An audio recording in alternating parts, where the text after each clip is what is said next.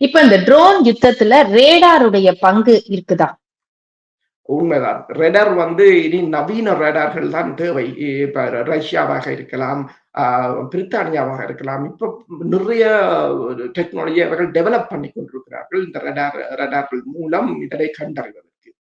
ஆனால் பிரச்சனை என்னவென்று சொன்னால், இப்ப நீங்கள் பார்க்கலாம், ஏமன் தாக்குதலை பார்க்கலாம், இஸ்ரேல் மீதும் அமெரிக்கா விமானம் தாங்கி கப்பல்கள் மீது 6 மாதத்துக்குள் அமெரிக்கா 3 F-18 விமானங்களை இழந்திருக்கின்றது. கடந்த 2 நாட்களுக்கு முன்னரும் ஒரு விமானம் கடலுக்குள் வீழ்ந்திருக்கின்றது. இப்ப உலகிலேயே மிகவும் வறுமையான நாடு ஏமன் ஹூதிஸ் அமைப்பில். அந்த நாட்டுடன் போர் புரிய முடியாத ஒரு நிலை. இப்ப பாத்தீங்கன்னு சொன்னால், ஏமன் நாட்டிலிருந்து ஏவப்பட்ட ஏவுகணையாக இருக்கலாம், ஆளில்லா தாக்குதல் விமானமாக இருக்கலாம், இஸ்ரேலை ஊடறுத்து சென்று இஸ்ரேலின் விமான நிலையத்துக்கு கோபுரத்துக்கு அருகில் வீழ்ந்திருக்கிறது. அதுதான் இப்ப ஆய்வாளர்கள் கூறுகிறார், இஸ்ரேலின் வான் பாதுகாப்பு உலகிலேயே மிக மிக அதிநவீனமானது.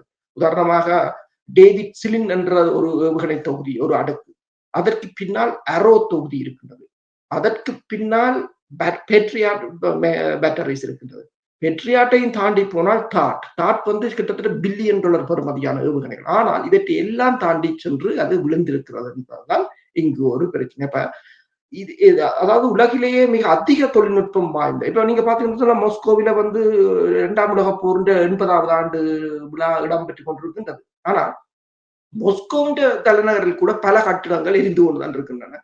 என்றால் ரஷ்யாவின் விமான எதிர்ப்பு ஏவுகணைகளால், இப்ப ரஷ்யாவிடம் S-400 இருக்கின்றது, நவீன பான்சியர் இருக்கின்றது. இப்படி நவீன ஏவுகணைகள் இருந்தாலும் இந்த ட்ரோன்கள் பெருமளவில் அவர்கள் பயன்படுத்துவதால் தடுப்பது என்பது ஒரு கடினம்.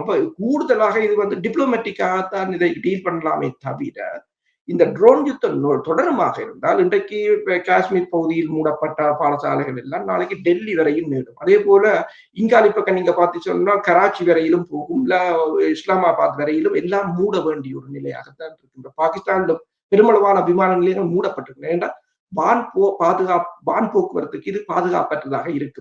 உங்களுக்கு தெரியும், கடந்த வாரம் கூட இஸ்ரேல் விமான நிலையம் டெல் அவிக்கு பக்கத்தில் இருக்கின்ற விமான நிலையத்துல கிட்டத்தட்ட 250 விமானங்கள் ரத்து செய்யப்பட்டது மட்டுமல்லாது பெருமளவானவை திருப்பி விடப்பட்டிருந்தன. அப்ப தொடர்ச்சியாக இருந்தால் இது பொருளாதாரத்துக்கு மிகப்பெரிய ஒரு பாதிப்பாக இருக்கு.